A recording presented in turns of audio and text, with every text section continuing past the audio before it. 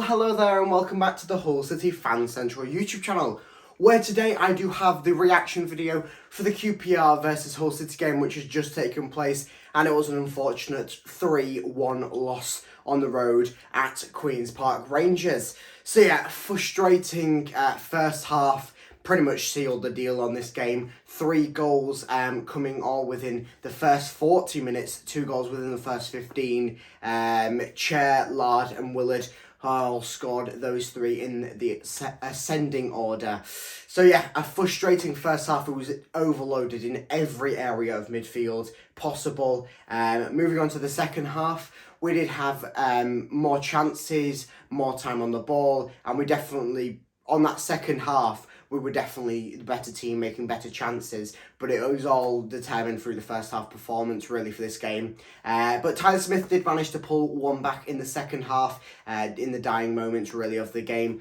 So nothing was really meant to push on from that to Sellers to grabbing a point here. So yeah, an unfortunate 3-1 loss. Moving on to Sunday, where we do play Sheffield United at home, hoping to get that 100% home record, keeping that intact. But who knows at this rate, with the 2 back-to-back poor away performances, conceding 8 on the road now, and only replying with 3. That is making it a bit worrying. Picking up 2 points on the road. Yeah, I understand we've had some hard away fixtures to start off the season, but 2 points on the road from a possible 12 points, it is looking a little bit worse for wear, and it's really our home performances that are keeping us surviving at the moment. It is early stages on in the season. If we look back to last season, we weren't doing this well, and we did pick it up a bit, so we could pick it up still. Hopefully, it is very early on in the season, but definitely to pick up that away form, because our away form last season was good.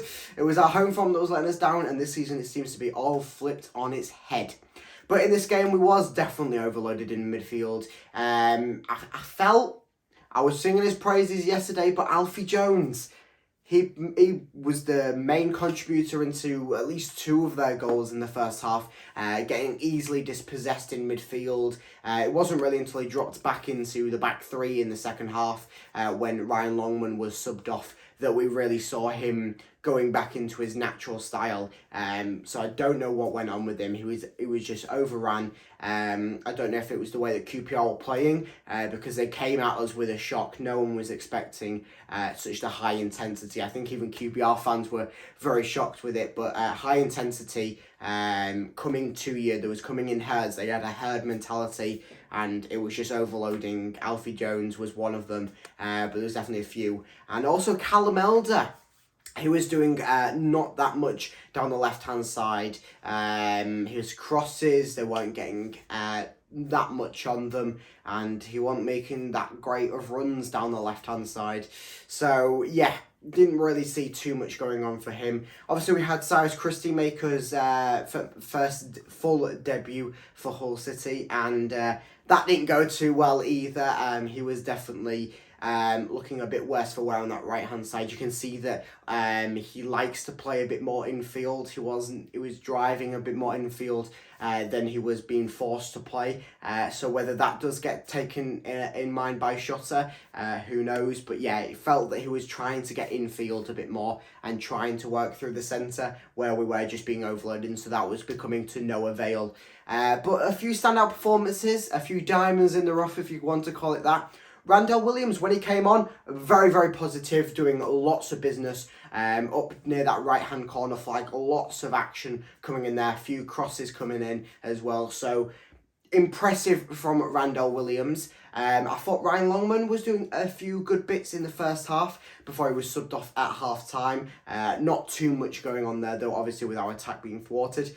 Nothing really going for Oscar Estupiñán this way, and neither Benjamin Tete in this game. But I did feel Ryan Woods, man of the match performance from a Hull City perspective for me, considering his crosses. As soon as he came on, he made an impact. He was one of the main contributors to the fact that we actually managed to pick up a goal in this game and cross out QPR's first clean sheet of the season.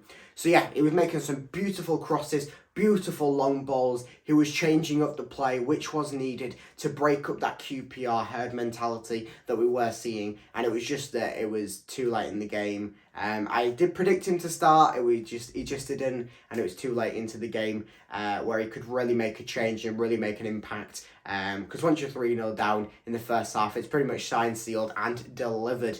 So yeah, unfortunate there. But that's it for this video. Make sure that you like and subscribe so you don't miss any other Hull City content, as it will have the Sheffield United game prediction coming out this weekend. And also, there is a little sneaky link on a few new signings that should be picked up tomorrow or the day after, just before deadline day. So stay tuned for that by liking and subscribing. But this has been the Hull City Fan Central YouTube channel. Goodbye.